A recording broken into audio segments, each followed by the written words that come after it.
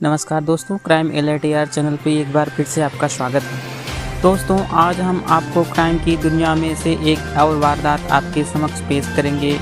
दोस्तों, यह मामला राजस्थान के डूंगरपुर जिले के सागवाड़ा से सामने आ रहा है, जहां पर रजनी नाम की एक युवती जो कि अपने माता पिता और भाई के साथ घर पर रहती थी।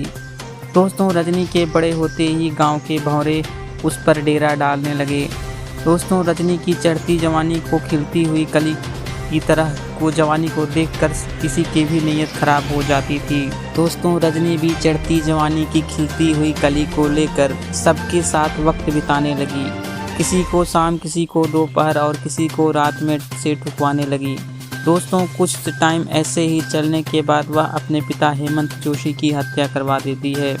दोस्तों, अब बड़ा सवाल ये है कि आखिर एक बेटी अपने पिता की हत्या की साजिश कैसे रच सकती है। दोस्तों, पूरी कहानी मैं आपको बड़ी शिद्दत से सुनाऊंगा, बस वीडियो को अंत तक जरूर देखें, क्योंकि वीडियो के अंत में आपको शुद्ध ज्ञान की परिपूर्ण बातें सीखने को मिलेंगी। तो चलिए दोस्तों, शुरू करते हैं।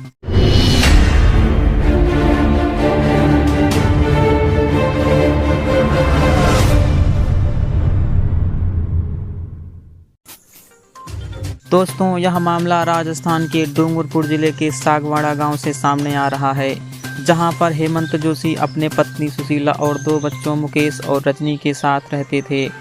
दोस्तों, समय के साथ रजनी के बड़े होते ही गांव के भौरे उस पर डेरा डालने लगे।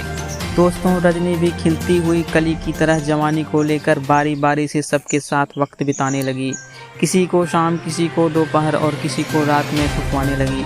दोस्तों, रजनी के पिता हेमंत जोशी ने देखा कि रजनी को ये भौरे जल्द ही ठोक ठाक के फूल बना देंगे, तो वह किसी तरह करके अपनी बेटी रजनी की शादी एक मस्कुलर बॉडी वाले इंसान से करा देता है, ताकि रजनी की कई लोगों से हो चुकी ठुकाई की ज़रूरत को अकेला पूरा कर सके। लेकिन ऐसा हो ना सका, क्योंकि शादी के पहले रजनी ने कई लोगों के नमकीन पदार्थ का स्वाद तसल्ली से टेस्ट किया था। दोस्तों, अब उसको एक ही स्टेप में मज़ा नहीं आ रहा था। दोस्तों, कुछ दिन ऐसा चला, उसके बाद रजनी के पति का बाइक से एक्सीडेंट हो जाता है और उसकी मृत्यु हो जाती है। दोस्तों, इस घटना के बाद वह बिल्कुल अकेली पड़ जाती है और वह दिन और रात में यही सोचती रहती थी कि आखिर उसके खेत की जुताई कौन करेगा। दोस्तों, रजनी 29 साल की अधेड़ उम्र की मदमस्त जवानी लेकर जाए तो कहाँ जाए। दोस्तों, इसी सोच में वह दिन तो किसी तरह काट लेती थी, लेकिन रातें रजनी को काटने को दौड़ती थी। तब उसे अचानक याद आया कि पुराने दिनों में वह अपने पिता के घर पर खेतों में खूब ठुकाई करवाया करती थी, अर्थात ठुकाई की घनघोर साधना में लगाए बैठी थी। दोस्तों, कुछ दिनों के बाद वह अपने पिता के घर आती है और अपने खेत की जुताई अपने पुराने आशिकों के साथ करवा सके।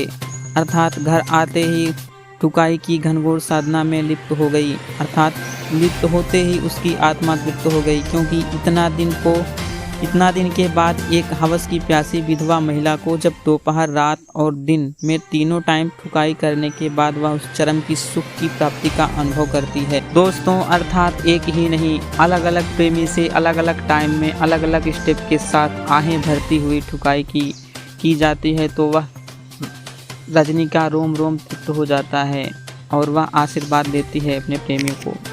दोस्तों, जब रजनी के पिता की यह बात पता चला तो वह गुस्से से लाल हो जाता है, क्योंकि जिस समस्या और बदनामी को रजनी की शादी कराई थी वह उसके साथ दोबारा हो रही थी।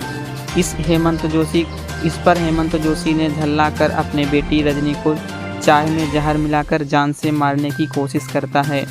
चाय पीते ही रजनी की हालत खराब हो गई और वह अस्पताल में भर्ती कराया गया।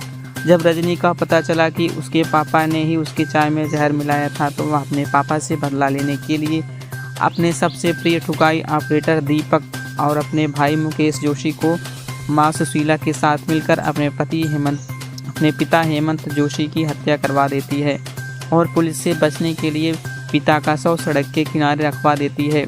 दोस्तों, पुलिस के द्वारा सख्ती से कार्यवाही करने पर हत्या का जुर्म कबूल करके जेल में डाल दिया। दोस्तों, जलती जवानी की आग में जलकर एक हंसता खेलता परिवार बर्बाद हो गया। आज के लिए इतना ही दोस्तों, मिलते हैं अगले वीडियो में, तब तक के लिए जय हिंद।